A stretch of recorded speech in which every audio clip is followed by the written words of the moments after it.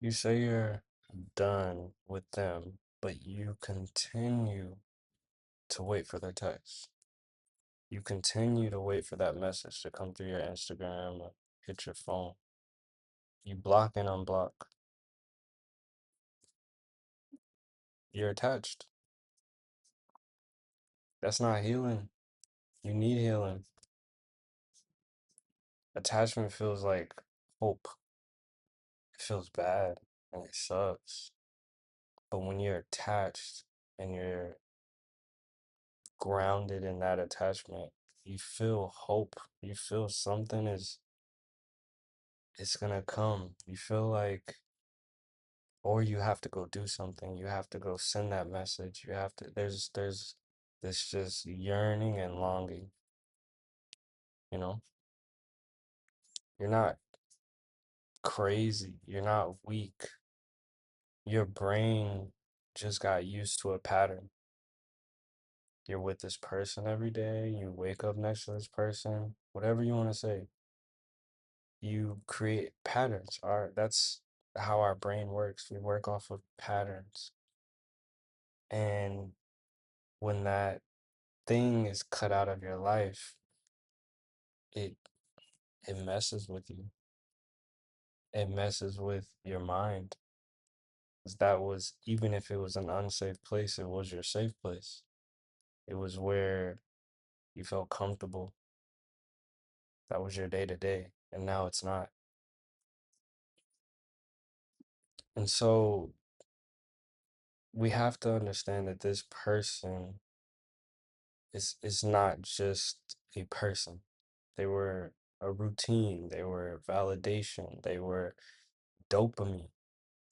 So when they left, piece of your identity left.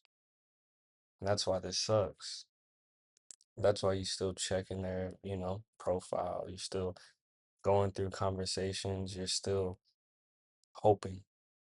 You still have hope. And that's not love, it's a loop. It feels like love. It feels like you may love them, but this here is not the love. This is the attachment. This is the lack of healing.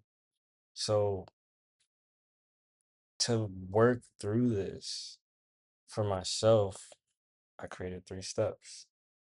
And I try, number one, I try to remove that access. I try to not go through the unblocking and block. I block everything. My block list is 600 and something, 664 people long. And that's might sound toxic, might sound bad, but I just block everything. If I don't like this person, if I don't like what they post, if I didn't like this date and I just don't want to see that person, whatever. I block everybody. I block people for no reason, just because I try to protect my energy. But in this case specifically, I remove access completely. Completely. I They are gone. I don't want to see them. I don't want to like nothing. And it's not out of anger. It's not out of spite. It's for myself.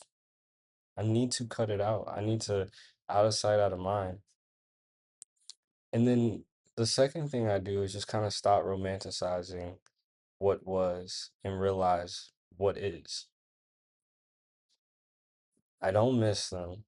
I miss how I felt in the situation. I miss how I might have thought things were. I miss how I felt about myself when they wanted me. I miss those things, but it's kind of a fantasy because they're gone, and usually in those cases, we weren't where we needed to be. And the person that we wanted was a fantasy. And you could say, you're just speaking about your experience. Maybe you're right. Speaking about my experience, and yours may be different, but usually we're romanticizing this fantasy, and I stopped the just that ego attachment. I don't romanticize it. I just take this fantasy and I realize, okay, it is not real. and I put it to the side and I say, this is what it was. This, remember when I felt this? Remember when I was talking to my boy and like, yo, this is horrible or this is that?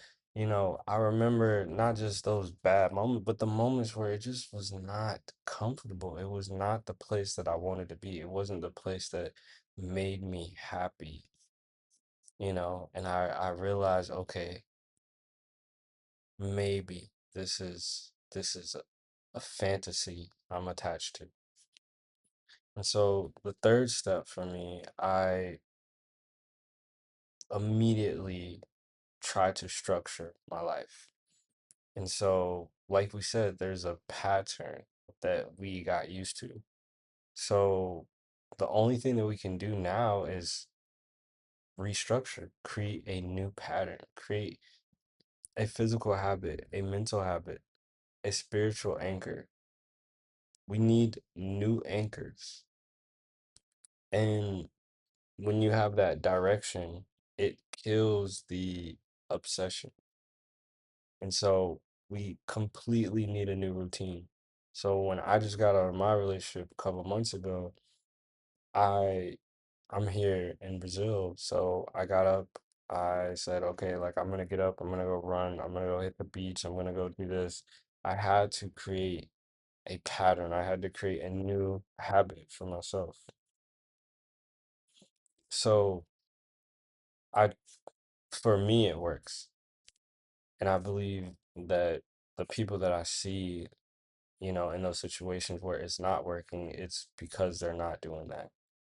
That pattern, 100%, you have to create some kind of discipline in your life. You have to fill those gaps in your schedule with something positive. So 100%, like if for me, like my lady used to cook for me. So in the mornings, instead of like waiting for this woman that is not there to cook for me, you know, obviously I can make something for myself, but for my mind, I said, okay, I need to go out. I need to go hit the coffee shop, wait there, talk to some people, give me a good sandwich, and then I go eat on the rooftop. And it's just for my mind. It's just like, it's just something to help me get out of, you know, my head. If I sit here and maybe if I cook for myself in the mornings, I'm gonna think about like, dang, like I had I had this, but I needed to create another habit. And it's helped me. If you're still hoping that they come back, you have to understand that you're not healed. You have to understand. If you're going through this feeling of still waiting for somebody, still wanting them to come back, you have to just move forward as if that's not going to happen. It could, but that can happen naturally. You have to move forward, you have to heal. So even if they do come back, you're a healed person. You have routine.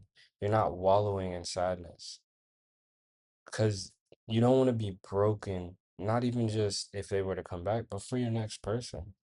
For your next person to even have a true like relationship with you and attraction to you, you have to be in routine. You have to be somebody that is able to receive love, able to be in a good part of their life to receive love, clear-minded because you have to receive this person and give to this person. How can you do that if you're stuck wallowing in sadness and not growing?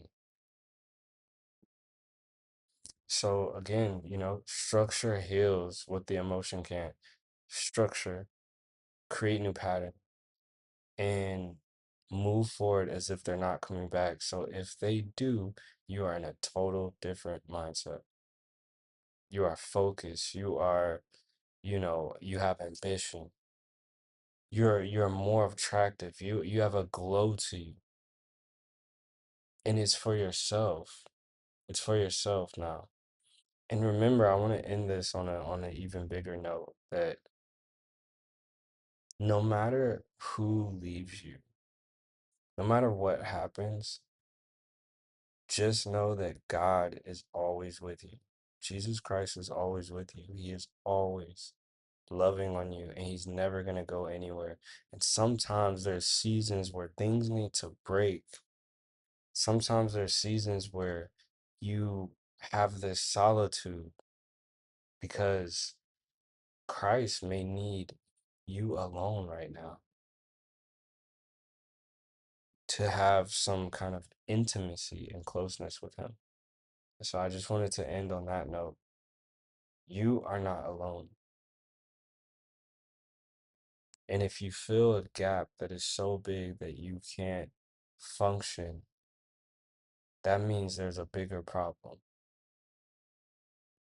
There's a spiritual problem, and you need to fill that with Jesus Christ only.